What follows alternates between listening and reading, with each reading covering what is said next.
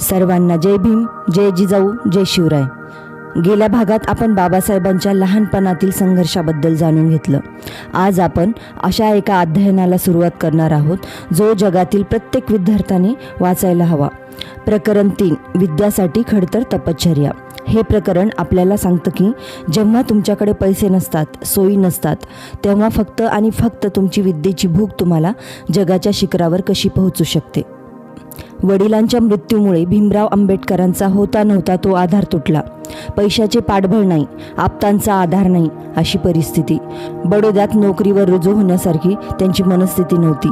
त्या नोकरीतील अनुभवही चांगला नव्हता. आता त्यांना स्वतःच्या पायावर उभे राहण्यावाचून गत्यंतर नव्हते. त्यांच्या ठायी ज्ञान संपादन करण्याची अनिवार्य इच्छा होती. जगात काही महत्तम कार्य करावे अशी त्यांची अबोल महत्त्वाकांक्षा होती. त्यामुळे त्यांचे मन अस्वस्थ होई. कुटुंबाचे पालनपोषण तर केले पाहिजे आणि शिक्षण पुढे चालवावे म्हटले तर पदरी कवडी देखील नव्हती. वडिलांचा शेवट कर्जबाजारीपणात झालेला. अशा प्रकारे जीवन कलहाच्या तीव्र धुमाळीतून मार्ग कसा काढावा ह्या विवंचनेत असताना ते बडोदा नरेशांना मुंबईत भेटले. त्या सुमारास बडोदे सरकारने उच्च शिक्षणासाठी शिष्यवृत्ती देऊन 4 विद्यार्थी अमेरिकेस पाठवण्याचा विचार केला होता. महाराजांनी शिष्यवृत्तीसाठी भीमरावांना अर्ज करण्यास सांगितले. त्या 4 विद्यार्थ्यात त्यांनी भीमराव आंबेडकरांची निवड केली. त्याप्रमाणे भीमराव बडोद्याला गेले. तेथे उपशिक्षण मंत्र्यासमोर 4 जून 1913 रोजी त्यांनी करारपत्रावर सही केली. त्या करारान्वये भीमरावांनी संकल्पित विषयांचा अभ्यास अमेरिकेत करावा व नंतर 10 वर्षे बडोदे सरकारची नोकरी करावी असे ठरले. हिंदी मनुष्याला परदेशात अध्ययनासाठी जावयास मिळणे ही त्या काळी एक मोठी दुर्बल संधी समजली जायची. स्वाभाविकपणे अस्पृश्य तरुणाला तर ती एक पर्वणीच वाटावी. भारतातील अस्पृश्याने अब्राहम लिंकनच्या आणि बुकर टी वॉशिंग्टनच्या मायभूमीला जावे. तेथील उदात्त, स्फूर्तिदायक आणि अद्ययावत जीवन अधूनमधून आपले सामर्थ्य वाढवावे ही एक अभूतपूर्व घटना होती. 1913 सालच्या जुलै महिन्यातील 3ऱ्या आठवड्यात आंबेडकर न्यूयॉर्कला पोहोचले. प्रथमतः ते विश्वविद्यालयाच्या वसतिगृहात राहिले. परंतु तेथील अर्धे कच्चे अन्न आणि गोमांसाचे पदार्थ ह्याची त्यांना शिसारी आल्यामुळे जेथे हिंदी विद्यार्थी राहत असत त्या सर्व कुटुंबी मंडळात राहावयास गेले. त्यानंतर ते नवलभतेना ह्या पारशी विद्यार्थ्याबरोबर लिव्हिंग्स्टन हॉल शयन मंदिरामध्ये राहत असत. न्यूयॉर्कमधील आंबेडकरांचे जीवन हा एक अपूर्व असा अनुभव. तेथील विद्यार्थ्यासंगे आंबेडकर बरोबरीने बोलत, चालत, जेवत, फिरत. सर्वच ठिकाणी समतेचे वातावरण. ते जीवन हा त्यांना एक साक्षात्कारच वाटे. त्या नवीन जगाने त्यांच्या मनाचे क्षितिज वाढवले. त्यांचा अंतरात्मा एक प्रकारच्या नवीन तेजाने स्फुरू लागला. अमेरिकेहून वडिलांच्या एका मित्रास लिहिलेल्या पत्रात त्यांनी पददलितांच्या दैन्यावर एक रामबाण उपाय सुचविला. तो उपाय म्हणजे पददलितांमध्ये शिक्षणाचा प्रसार करणे हा होय. आपल्या अस्पृश्य समाजातील प्रत्येक कार्यकर्त्याने शिक्षण प्रसारासाठी झटले पाहिजे असे त्यांनी आपले मत व्यक्त केले. आंग्ल नाटककार शेक्सपियर ह्यांच्या नाटकातील प्रत्येक माणसाच्या आयुष्यात जेव्हा संधीची लाट येते तेव्हा त्या संधीचा योग्य प्रकारे उपयोग त्याने केला तर त्या मनुष्यास वैभव प्राप्त होते हे वचन त्यांनी उद्धृत केले आणि शिक्षणासाठी मिळेल ती संधी प्रत्येकाने साधावी अशी आपली ठाम समजूत झाली आहे असे त्यांनी त्या गृहस्थास कळविले.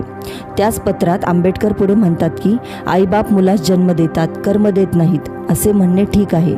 आईबाप मुलांच्या आयुष्यात वळण लावू शकतात. ही गोष्ट आपल्या लोकांच्या मनावर बिंबवून जर आपल्या मुलांच्या शिक्षणाबरोबर मुलींच्याही शिक्षणासाठी धडपड केली तर आपल्या समाजाची प्रगती झपाट्याने होईल. ह्या खोल विचारातच आंबेडकरांचा भावी स्वाभिमान, स्वावलंबन आणि आत्मोद्धार चळवळीची बीजे दिसू लागली. देवावर हवाला ठेवून स्वस्थ बसणाऱ्या दलितांच्या दुबळ्या वृत्तीविरुद्ध त्यांनी पुढे जो झगडा केला त्याचा बीजमंत्र ह्यात दिसून येतो. ह्या पत्रात योजिलेल्या सुभाषितावरून आंबेडकरांच्या ठायी असलेली सावधानता आणि संधीचा सदुपयोग करून घेण्याची असलेली समयज्ञता ह्या गुणांचेही ओझरते दर्शन घडते. अशा उदात्त विचारचक्रात आणि मनोराज्यात आंबेडकर गुंग झाले होते. ते विचार कृतीत आणण्यासाठी आपल्या अंगी सामर्थ्य वाढविले पाहिजे ह्याची पूर्ण जाणीव त्यांना झाली होती. यास्तव आपण अंगभूत गुणांचा आपण उत्कर्ष केला पाहिजे. त्यासाठी अविश्रांत उद्योग करणे क्रमप्राप्त आहे हेही त्यांनी जाणले. प्रथमतः काही दिवस त्यांच्या चित्तात थोडी चलबिचल झाली. तथापि थोड्याच अवधीत त्यांनी आपले दायित्व ओळखले आणि आपली सर्व शक्ती एकवटून अध्ययन करण्याचे ठरवले. सुखविलासात रमून जाण्याकडे सामान्यतः प्रत्येक विश्वविद्यालयीन तरुण विद्यार्थ्याचा कल असतो, परंतु ध्येयनिष्ठ आंबेडकरांचे मन तशा जीवनात अनुकूल नव्हते. शिवाय पैसा तर जवळ नव्हताच. चित्रपट पाहावयास जाणे, नयन मनोहर सौंदर्यस्तर पाहणे, क्रीडोद्यानात सहलणे ह्यासारखे विचार त्यांच्या मनाला सुद्धा शिवत नव्हते. त्यांना सपाटून भूक लागे, परंतु ती 1 कप कॉफी, 2 केक, 1 बशी सागुती किंवा मासे यावर शमवावी लागे. त्या जेवणाचा खर्च $1.10 शिष्यवृत्तीच्या पैशातून पत्नीला घरखर्चासाठी काही पाठवावे लागे. यास्तव खर्च हात आखडून करावा लागे. ही परिस्थिती ज्या 6 अध्यायांनी पाहिली त्यांनी पुढे मोठ्या अभिमानाने सांगितले की आयुष्यात मिळालेल्या संधीचा भरपूर लाभ घेण्यासाठी आंबेडकरांनी प्रत्येक क्षण सोन्याचा कण मानून अभ्यासासाठी व्यतीत केला. धनाचा प्रत्येक कण योग्य ठिकाणी लावला. आंबेडकरांचे ध्येय अमेरिकेतील मोठ्यातली मोठी विश्वविद्यालयीन पदवी मिळवणे हेच केवळ नव्हते. अर्थशास्त्र, समाजशास्त्र, राज्यशास्त्र, नीतिशास्त्र आणि मानववंशशास्त्र इत्यादी विषयात पारंगत होण्याची प्रबळ महत्त्वाकांक्षा त्यांनी बाळगली होती. आंबेडकरांच्या मनावर तेथील एका प्राध्यापकाच्या व्यक्तित्वाची चांगलीच पकड बसली होती. त्याचे नाव एडविन R.A. सेलिंगमन. त्या काळी अमेरिकेमध्ये असलेल्या लाला लजपतरायांचे ते प्राध्यापक महाशय स्नेही होते. लाला लजपतरायांची सेलिंगमनशी ओळख ब्रिटनमधील समाजवादी विचारवंत सिडवे वेब ह्यांच्यामुळे झाली होती. बदक जसे पाण्यातून दूर राहत नाही तसे आंबेडकर सेलिंगपासून दूर राहत नसत. ते त्यांच्या अनुमतीने प्रत्येक वर्गात ज्ञानकण वेचण्यासाठी धावत असत. हे प्राध्यापक महाशय हातातील पुस्तकाचे कोपरे दुमडता दुमडता अशा काही आकर्षक पद्धतीने आपल्या विद्यार्थ्यांना ज्ञान देत असत की त्यांचा प्रेमळ स्वभावाचा, गाढ विचारांचा व ओघवत्या भाषेचा परिमल त्यांच्या शिष्याच्या मनावर, जीवनावर चिरकाल टिकून राहील. संशोधकाची कोणती पद्धत आपण अनुसरावी असे आंबेडकरांनी त्यांना एकदा विचारले. त्यावर त्या गुरुवर्यांनी आंबेडकरांना असा हितोपदेश केला की तुम्ही आपले काम कळकळीने करीत जा, म्हणजे त्यातूनच तुमची स्वतःची पद्धती आपोआप निर्माण होईल. अमेरिकेतील आंबेडकरांच्या ज्ञानयज्ञास आता प्रारंभ झाला होता. दररोज 18 तास ह्याप्रमाणे काही महिने अभ्यास चालला होता. सरतेशेवटी 2 वर्षाच्या अखंड तपश्चर्येनंतर त्यांच्या गळ्यात यशाने माळ घातली. प्राचीन भारतीय व्यापार, एन्शंट इंडियन कॉमर्स ह्या विषयावर त्यांनी 1915 साली प्रबंध लिहून M.A. पदवी संपादन केली. 1916 सालच्या मे महिन्यात डॉक्टर गोल्डनवेझर ह्यांच्या वादक कथासभेत भारतातील जाती संस्था, तिची यंत्रणा, उत्पत्ती आणि विकास म्हणजेच caste in India, their mechanism, genesis and development ह्या विषयावर त्यांनी एक निबंध वाचला. आपल्या जातीत विवाह करणे हा जाती संस्थेचा प्राण होय. जाती संस्था अनेक वचनातच शक्य असते, एक वचनात ती अशक्यच. मनूपूर्वी जाती अस्तित्वात होत्या. ह्या वेळच्या प्रचलित नियमांचे मनूने केवळ संहितीकरण केले इतकेच काय ते, असे विचार आंबेडकरांनी त्या निबंधात मांडले होते. त्यांच्या मते मनू हा एक उद्धट आणि साहसी पुरुष होता. अशा रीतीने यशाची पहिली पायरी गाठल्यावर दुसरी पायरी गाठण्यास आंबेडकरांना फारसा वेळ लागला नाही.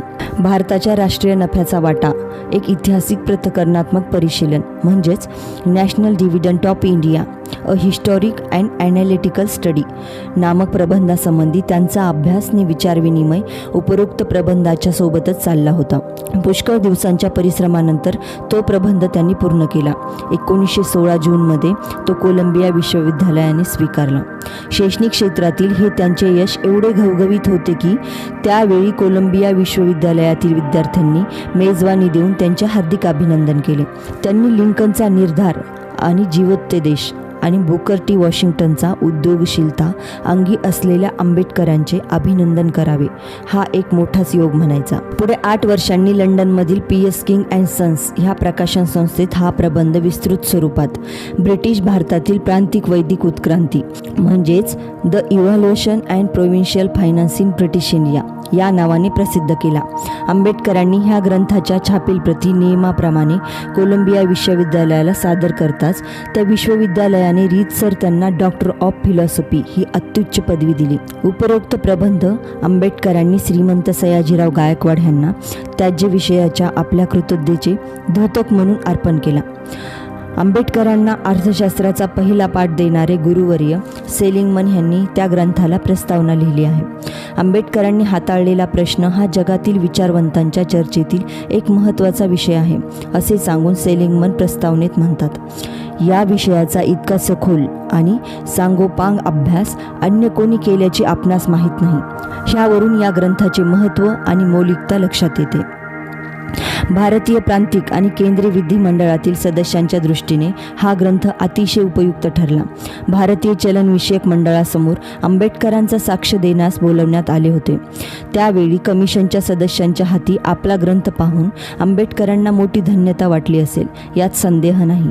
या ग्रंथातील 10 ते 12 ही प्रकरणं अत्यंत मनोवेधक आणि परिणामकारक वाटली आहेत. त्यात देशभक्त आंबेडकरांचा आत्मा हा प्रबंधकार आंबेडकरांशी समरस झाला आहे. ब्रिटिश नोकरशाही, साम्राज्यशाही आणि भारतातील सामाजिक प्रतिगामी शक्ती ह्यावर आंबेडकरांनी त्या प्रकरणात चांगलेच कोरडे ओढले होते. ब्रिटिशांनी भारतात शांतता प्रस्थापित केली तरी शांतता आणि सुव्यवस्था ह्यावर लोकांनी समाधान मानावे असे समजणे अयोग्य आहे, असे त्यांनी ह्या ग्रंथात म्हटले आहे.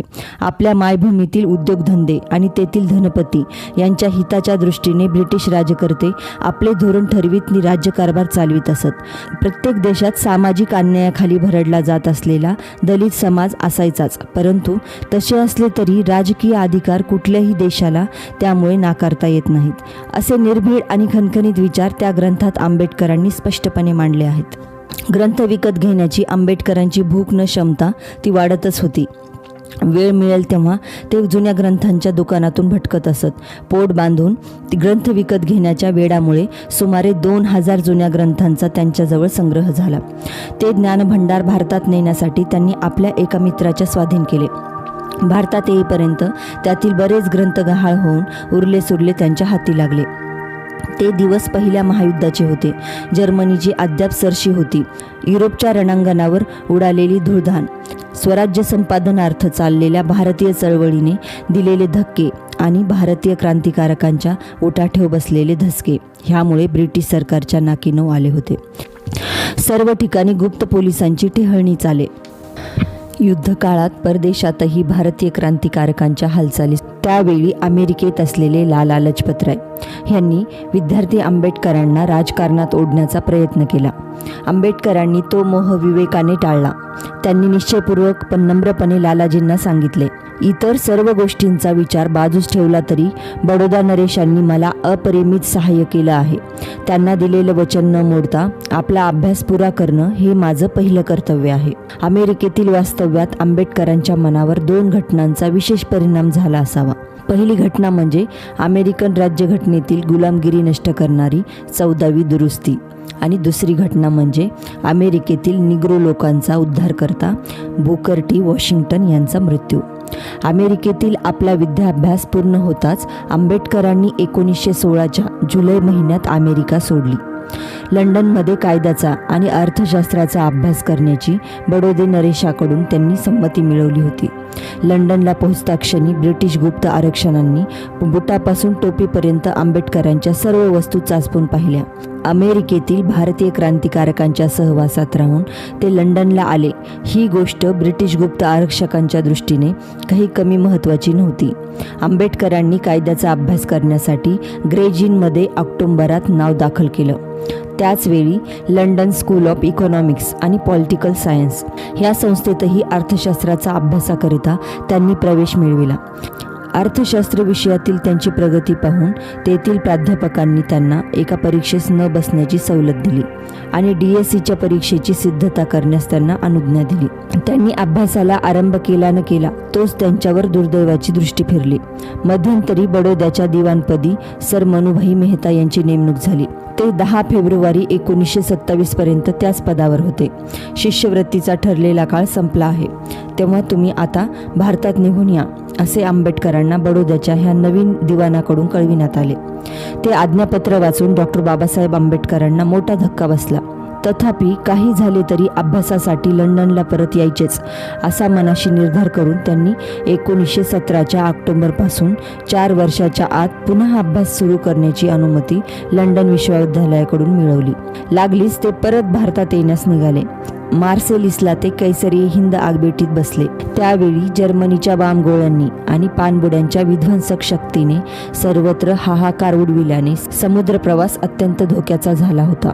अशा स्थितीत भूमध्य समुद्रात एक आगबोट पाणसुरुंगाने बुडविण्यात आल्याचे वृत्त वाचताच मुंबईत आंबेडकर कुटुंबाची तारांबळ उडाली. लंडनपर्यंत तारातारी झाली. आंबेडकर ज्या आगबोटीतून प्रवास करीत होते ती आगबोट सुरक्षित असल्याचे समजले तेव्हा आंबेडकरांच्या आप्तजनांचा जीव भांड्यात पडला. जी आगबोट बुडाली त्यात आंबेडकरांचे सामान सुमान होते इतकेच, परंतु आंबेडकरांच्या मालमत्तेत ग्रंथाशिवाय दुसरे काय असणार. 21 ऑगस्ट 1917 रोजी डॉक्टर आंबेडकर मुंबईस पोहोचले. 20 ऑगस्टला तत्कालीन भारत मंत्री मॉन्टेगू यांनी ब्रिटिश संसदेत एक महत्त्वाची घोषणा केली. त्या घटनेप्रमाणे ब्रिटिश साम्राज्यातील एक प्रमुख घटक म्हणून भारतात जबाबदार राज्यपद्धती क्रमशः स्थापून त्या देशातील स्वायत्त शासन संस्थांचा हळूहळू विकास करावयाचा आणि राज्यकारभाराच्या प्रत्येक शाखेत हिंदी लोकांना अधिकाधिक अधिकार द्यायचा असे ठरले. डॉक्टर आंबेडकरांच्या आगमनामुळे त्यांच्या चाहत्यांना आणि नातलगांना आनंद झाला. आंबेडकरांनी शैक्षणिक जगात स्पृहणीय यश संपादन केल्याविषयी त्यांचे अभिनंदन त्यावेळचे इलाखा शहर दंडाधिकारी राव बहादूर चिमणलाल सेंटलवाड यांच्या अध्यक्षतेखाली करण्याचे संभाजी वाघमारे आणि इतर काही मंडळी यांनी योजिले. आंबेडकरांची त्या समारंभास संमती घेण्यासाठी जे अस्पृश्य पुढारी गेले होते त्यांना त्यांनी नम्रपणे सांगितले की मला मानपत्र नको, मी तुमच्यावर उपकार करण्यासाठी शिकलो नाही, मला परमेश्वर कृपेने संधी मिळाली म्हणून मी शिकलो. माझ्याप्रमाणेच इतरांना संधी मिळाली तर तेही माझ्याप्रमाणेच मोठ्या परीक्षेत उत्तीर्ण होतील. यास्तव तुम्ही माझ्या मानपत्रासाठी जो पैसा जमविला असेल तो आपल्या अस्पृश्य जातीतील लायक विद्यार्थ्यास शिष्यवृत्ती देण्यासाठी उपयोगात आणा. संकोचामुळे आणि जगातील महान विद्यालयीन एकाहून एक श्रेष्ठ असे गाडे पंडित पाहिल्यामुळे आपण मिळवलेले यश स्तुतीस पात्र ठरण्या एवढे मोठे नाही असे त्यांना वाटले असावे.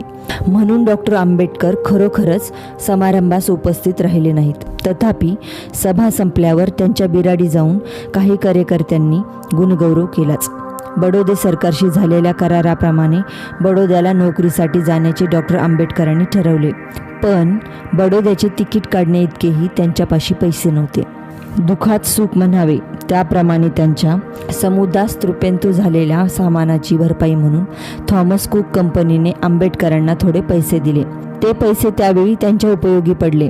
त्यातले त्यांनी अर्धे पैसे पत्नीला घर खर्चासाठी दिले, अर्धे त्यांनी स्वतःच्या खर्चासाठी घेतले आणि स्वारी बडोद्यास निघाली. 20 ऑगस्ट 1917च्या घोषणेप्रमाणे भारतातील राजकीय संस्थानांच्या मानाचा कनोसा घेण्यासाठी नोव्हेंबर महिन्यात त्यावेळी भारत मंत्री मॉन्टेगू स्वतः भारतात आले. निरनिराळ्या पक्षांनी आपली गराणी त्यांच्यासमोर नोव्हेंबर आणि डिसेंबर 1917 मांडली. अस्पृश्यांच्या निरनिराळ्या संस्थांनी आपली भूमिका विशद केली. सर नारायण चंदावरकर यांनी depressed classes mission of India ह्या संस्थेच्या वतीने मॉन्टेगू यांची भेट घेतली. मद्रासमधील पंचम कवी अभिवर्ती अभिमान संघ ह्या अस्पृश्यांच्या संस्थेने असे निवेदन केले की अधिक राजकीय अधिकारांसाठी झटपटत असलेल्या ब्राह्मणांच्या गुलामगिरीतून आधी आपणास सरकारने मुक्त करावे, कारण सर्प हे बेंडकाचे पालक होऊ शकत नाहीत. मद्रास आदिद्रविड जनसंघ या संस्थेने आपल्या 6 लाख आदिवासींच्या वतीने एक प्रार्थनापत्रक सादर केले. आपल्या महारोग्याप्रमाणे मानणाऱ्या स्पृश्य हिंदूचा त्या पत्रकात त्यांनी धिक्कार केला आणि आपणास प्रगती करण्याची संधी द्यावी अशी एकमुखी मागणी केली. ब्रिटिशांच्या भेटीगाठीचा प्रश्न आंबेडकरांच्या बाबतीत उद्भवणे शक्य नव्हते. आंबेडकरांच्या ताऱ्याचा उदय राजकीय नभात अद्याप व्हायचा होता. सप्टेंबर महिन्याच्या दुसऱ्या आठवड्यात आंबेडकर आपल्या ज्येष्ठ बंधूसह बडोद्यास गेले.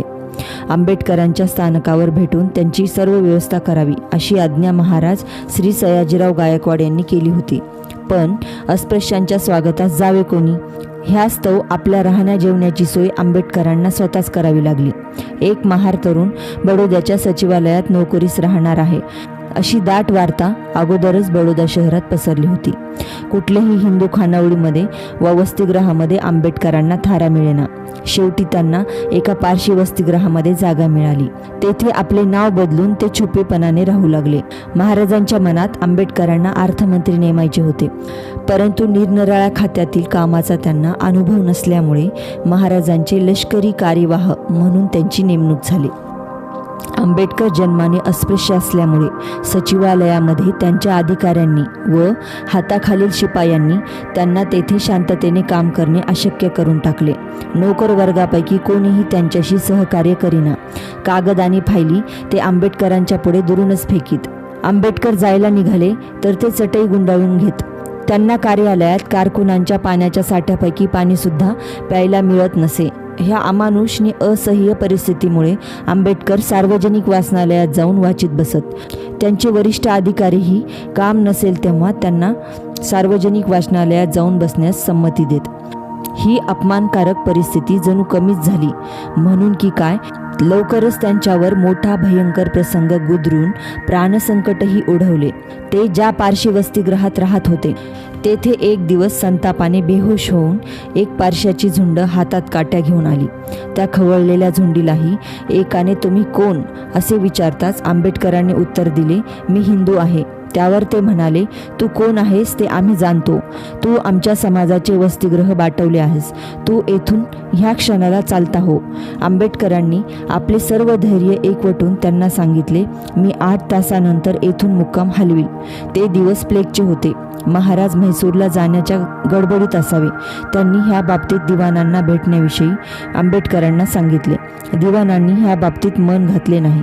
शहरात कोणी हिंदू व मुसलमान आंबेडकरांना थारा देईना. शेवटी भुकेने आणि तहानेने व्याकुळ झालेले आंबेडकर एका झाडाखाली बसून ढसाढसा रडले. वर आकाश आणि खाली जमीन हाच त्यांचा आसरा होता. ज्ञानाने आणि विचाराने अनेक पटींनी त्या सचिवालयातील सुशिक्षित मुढांपेक्षा श्रेष्ठ असलेल्या ह्या पंडितवर्याला कळून चुकले की अस्पृश्य कितीही विद्वान झाला आणि योग्यतेस चढला तरी अस्पृश्य हा अस्पृश्यच राहतो. स्पृश्य हिंदूची अमानुष रूढी, त्यांचे अज्ञान आणि त्यांचे निर्दय आचार ह्यांची कठोरता कमी होत नाही. हे पाहून त्यांना अतिशय दुःख झाले. ते उद्विग्न मनस्थितीत मुंबईस परतले. गुरुवर्य केळुसकरांनी महाराजांना पत्र लिहून खटपट केली, पण त्याचा काही उपयोग झाला नाही. त्या सुमारास सयाजी महाराजांचे वडील बंधू आनंदराव गायकवाड मृत्यू पावले होते. महाराज डिसेंबरच्या अखेरीस म्हैसूरहून मुंबईस आले. ते फेब्रुवारी 1918 पर्यंत तेथेच राहिले. दिवाण मनुभाईंनी या बाबतीत काहीच केले नाही. ही गोष्ट दुःखाची होती. केळुसकरांच्या विनंतीवरून बडोद्याच्या एका प्राध्यापकाने आंबेडकरांना आपल्या घरी पाहुणा म्हणून जेवयास ठेवण्याचे मान्य केले होते, परंतु पत्नीपुढे त्या प्राध्यापक महाशयाचे काहीच चालेना. आंबेडकर पुन्हा बडोद्याला परत गेले. आगगाडीतून उतरताच त्यांना प्राध्यापक महाशयांची चिठ्ठी मिळाली. आंबेडकरांना त्यांच्या घरी ठेवून घेण्याचा प्राध्यापक महाशयाचा पत्नीला विरोध आहे, अशा आशयाची ती चिठ्ठी होती. अर्थातच बडोद्याच्या नोकरीला कायमचा रामराम ठोकून आंबेडकर मुंबईस परत आले. इतक्यात त्यांची सावत्र आई मुंबईस वारली. तिचे अंत्यसंस्कार यथाविधी आंबेडकरांनी पार पाडले. सावत्र आईच्या कजाग आणि उद्धट स्वभावामुळे तिचे इतर आंबेडकर कुटुंबाशी कधीच पटले नाही. मुसलमानांचे वेगळे राजकीय अस्तित्व मान्य करणाऱ्या काँग्रेसला आता अस्पृश्य वर्गाच्या अस्तित्वाची आठवण झाली. आत्तापर्यंत काँग्रेस राजकीय चळवळीत गळून गेल्यामुळे ह्या वर्गाकडे तिचे दुर्लक्ष झाले होते. याच वेळी तिच्या मनात अस्पृश्यांविषयी प्रेम उत्पन्न झाले. त्याचे कारण तिला काँग्रेस लीग कराराला अस्पृश्य वर्गाचा पाठिंबा मिळवायचा होता. 1917च्या नोव्हेंबरमध्ये काँग्रेस लीग कराराचा विचार करण्याकरिता मुंबईला अस्पृश्यांची एक परिषद सर नारायण चंदावरकर यांच्या अध्यक्षतेखाली भरली होती. अस्पृश्यांचे प्रतिनिधी लोकसंख्येच्या प्रमाणात अस्पृश्यांनाच निवडण्याचा हक्क देण्याची मागणी परिषदेतील एका ठरावान्वये करण्यात आली. दुसऱ्या ठरावान्वये काँग्रेस लीग कराराला मान्यता देऊन राष्ट्रीय सभेला असे सूचित करण्यात आले की अस्पृश्यांवरील अन्याय दूर करण्यासाठी स्पृश्य हिंदूंना हाक देणारा ठराव काँग्रेसने संमत करावा. अशा प्रकारे काँग्रेस लीग कराराला अस्पृश्यांचा पाठिंबा मिळवून थोड्याच दिवसात त्या दिघीच्या स्वरूपात काँग्रेसने आपल्या कलकत्ता अधिवेशनात अस्पृश्यांना पाहिजे होता तसा ठराव केला. त्याच वेळी मुंबईत अस्पृश्यांची दुसरी एक परिषद भरली. तिने एका ठरावाद्वारे स्पृश्य हिंदूंच्या हाती सत्ता देण्यास आपला विरोध दर्शविला. दुसऱ्या ठरावाद्वारे अस्पृश्यांना स्वतःचे प्रतिनिधी निवडण्याचा हक्क असावा अशी मागणी केली. आंबेडकरांनी उपरोक्त दोन्ही परिषदात भाग घेतला नाही. पहिल्या परिषदेच्या वेळी एकतर ते सुटकात होते, दुसरे असे की काँग्रेस पुरस्कृत परिषदेत भाग घेण्याची त्यांची मनीषाही नव्हती. त्यांना काँग्रेस लीग योजनाही संमत नव्हती. त्यांच्या मते ती योजना सदोष होती, कारण कार्यकारिणीवर विधिमंडळाचे आधिपत्य ठेवण्याची त्या योजनेत मागणी करण्यात आली नव्हती. त्या योजनेप्रमाणे कार्यकारिणी विधिमंडळाला उत्तरदायी नव्हती. कार्यकारिणी आणि विधिमंडळ यांना भिन्न अधिकार संस्थांकडून आज्ञा मिळणार होती. अशा या काँग्रेस लीग योजनेवर त्यांचा आक्षेप होता. काँग्रेसच्या वर उल्लेखलेल्या कलकत्ता ठरावानंतर 3 महिन्यांनी अस्पृश्यांच्या दृष्टीने एक महत्त्वाची घटना घडली.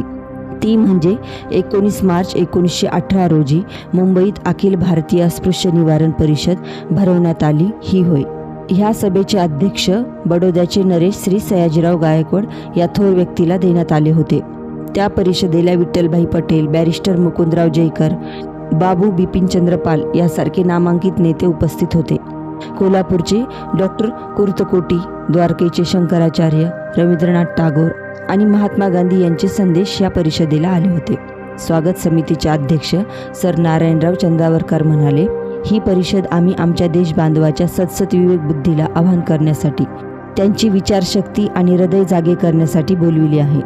सर्व भारतीयांना अस्पृश्यतेचा नायनाट करा अशी विनंती करण्यासाठी बोलवली आहे.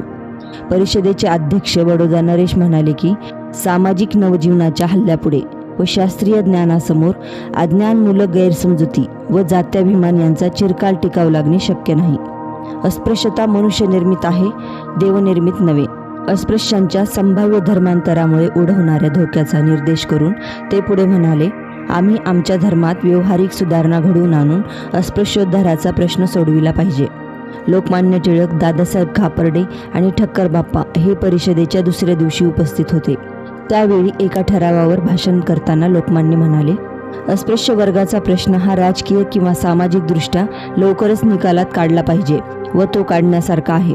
ब्राह्मण, क्षत्रिय व वैश्य ह्या 3 मुख्य वर्णांना जे अधिकार आहेत ते शूद्र वर्णालाही आहेत. मात्र शूद्रांनी वैदिक मंत्र म्हणू नयेत.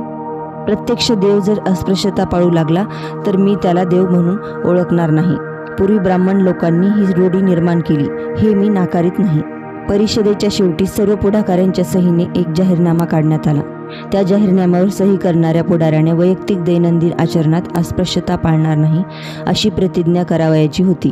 त्या जाहीरनाम्यावर लोकमान्य टिळकांनी स्वाक्षरी केली नाही. आपल्या अनुयायांच्या आग्रहापुढे त्यांनी ही गोष्ट केली असे म्हणतात. लोकमान्यांनी देवाला दम भरला, परंतु अनुयायांमुळे दम टाकला. ह्या परिषदेचे सूत्रधार कर्मवीर शिंदे होते. आंबेडकरांनी ह्या परिषदेमध्ये भाग घेतला नाही, कारण एकतर ते मितभाषी आणि दुसरे असे की अस्पृश्यांच्या उद्धारासाठी सवर्ण हिंदूंनी चालवलेल्या चळवळीविषयी ते उदासीन निस्सांशक होते. त्यांच्या ह्या चळवळीस सात्विक पण मुळातच विरोध होता. आपल्या शक्तीचा आणि बुद्धिमत्तेचा उपयोग करण्याची संधी केव्हा व कशी येईल ह्याची ते मार्ग प्रतीक्षा करीत होते. ह्या कार्यासाठी आपल्या जीवनात निर्वाह, स्वातंत्र्य, पात्रता आणि प्रतिष्ठा कशी लाभेल या विवंचनेत ते होते. तसे स्वातंत्र्य जीवन जगण्यास समर्थ करील असा पेशा वकिलीखेरीज त्यांना दुसरा दिसेना. वकिलीमुळे आपणास स्वतंत्रपणे आयुष्य कंठिता येईल आणि लोकांचे लक्ष खेचता येईल असा त्यांना भरवसा वाटे. ह्यासाठी ग्रे जीन ह्या विद्यालयातील आपल्या बॅरिस्टरचा अपूर्ण राहिलेला अभ्यास पूर्ण करण्याकडे त्यांच्या मनाची ओढ लागली होती. त्या दृष्टीने स्वतःचा मार्ग काढण्यासाठी त्यांचे प्रयत्न सतत सुरू होते. त्यांचे मित्र नवल भथेना ह्यांच्या खटपटीने त्यांनी 2 विद्यार्थ्यांची शिकवणी धरली. त्या मुलांना शिकवित असतानाच त्यांनी स्टॉक्स अँड शेअर्स धंद्यातील लोकांना सल्ला देणारी एक कंपनी काढली. उत्पन्न चांगले येण्याचा संभव दिसू लागला, परंतु ती कंपनी एका महाराची आहे हे कळताच त्यांचा सल्ला घ्यायला येणारी गिरायके कमी कमी होऊ लागली. शेवटी कंपनीचा सल्लागार पडून त्या कंपनीला टाळे लावावे लागले. त्यानंतर एका धनिक पारशी गृहस्थाचा पत्रव्यवहार आणि हिशोब यावर देखरेख करण्याचे दुसरे काम त्यांनी पत्करले. याही स्थितीत त्यांनी आपल्या बुद्धिवैभवाने जग जिंकण्याचा निर्धार काही सोडला नव्हता. त्यांनी तत्त्वज्ञ बर्ट्रांड रसेल यांच्या सामाजिक पुनर्रचनेची तत्वे या ग्रंथावर journal of the Indian economic सोसायटीच्या अंकात परीक्षणात्मक एक लेख लिहिला. त्या ग्रंथाचे वर्णन लढाऊ ग्रंथ असे करून आंबेडकर म्हणतात, युद्धाचा नायनाट केवळ बौद्धिक पातळीवर आवाहन करून होणार नाही, तर युद्ध प्रवृत्तीला विरोध करणारे मनोविकार आणि जीवनाकडे पाहणाऱ्या विधायक प्रवृत्ती यांच्या संवर्धनामुळे होईल. हे रसेलचे म्हणणे यथार्थ आहे. रसेल हे युद्धविरोधी होते, परंतु शांतीपंथवादी नव्हते. क्रियाशीलतेमुळे वाढ होते, निश्चलतेने नाश होतो. शक्ती म्हणजे उत्साह आणि तो विधायक कार्य साधण्याकडे लावला पाहिजे. तिचा वापर संहाराकरिता होता कामा नये. हिंदी लोक रसेलच्या ग्रंथात आपल्या अहिंसावादी वृत्तीचे समर्थन आहे अशी भ्रामक समजूत करून घेतील, अशी आंबेडकरांनी भीती व्यक्त केली. सामाजिक जीवनाला आवश्यक अशा पायाभूत असणाऱ्या संवेदनाला त्यांनी प्राधान्य दिल्यामुळे रसेल हे पूर्णपणे ह्या श्रेयास निखलास पात्र आहेत असे त्यांनी मत दिले. समाजातील घटकांच्या एकमेकातील योग्य अशा समजूतदारपणावरच सामाजिक पुनर्रचना अवलंबून आहे. ही समस्या अनेक समाजशास्त्रज्ञांच्या नजरेतून निसटली होती असे ते म्हणाले. आंबेडकरांनी याच सुमारास आपला भारतातील जाती हा प्रबंध पुस्तकरूपाने प्रसिद्ध केला. भारतातील लहान जमिनी आणि तद्विषयक उपाययोजना, small holdings in India and their remedies या विषयावर त्यांनी एक प्रक्षोभक प्रबंध लिहिला. जमिनी संबंधीच्या प्रश्नावर त्यावेळी काही विचारवंतांनी आपले विचार मांडले होते. बडोदा समितीच्या निष्कर्षावर आणि त्या विषयावरील इतर अधिकारी पुरुषांच्या मतावर त्यांनी कडक पण विधायक टीका केली. आंबेडकरांच्या म्हणण्याचा आशय थोडक्यात असा की औद्योगिकरणाचे परिणाम जरी जमिनीच्या एकत्रीकरणात झाले नाहीत, तरी औद्योगिकरणामुळे जमिनीचे मोठे तुकडे होण्याची सुलभता वाढेल. जोपर्यंत जमीन कसणे ही गोष्ट अधिक लाभदायक आहे असे लोकांना वाटेल, तोपर्यंत जमिनीचे एकत्रीकरण शक्य होणार नाही ही गोष्ट निर्विवाद आहे. म्हणून औद्योगिकरणानंतर जमिनीचे एकत्रीकरण होईल. तथापि या बौद्धिक इंधनाने आंबेडकरांच्या जीवन नौकेस पुरेशी वाफ न मिळाल्यामुळे ती पुढे सरकेना. ही बौद्धिक इंधने अक्षरशः निरर्थक ठरली. आंबेडकरांचे मन निराशेत असे हेलकावे खात असता सिडनहॅम कॉलेजमध्ये प्राध्यापकांची एक जागा रिकामी झाली आहे असे त्यांना कळाले. मुंबईचे माजी राज्यपाल लॉर्ड सिडनहॅम यांच्या खटपटीने त्यांना ती जागा मिळाली. त्यांची अर्थकारण पॉलिटिकल इकॉनॉमी या विषयाच्या प्राध्यापकाच्या जागी नेमणूक झाली. लंडनला पुन्हा जाऊन आपला कायदा आणि अर्थशास्त्र या अपुरा राहिलेला अभ्यास पूर्ण करण्यासाठी लागणारा पैसा आपणास या नोकरीमुळे लाभेल हा उद्देश मनासी बाळगून त्यांनी ती प्राध्यापकाची हंगामी नेमणूक स्वीकारली.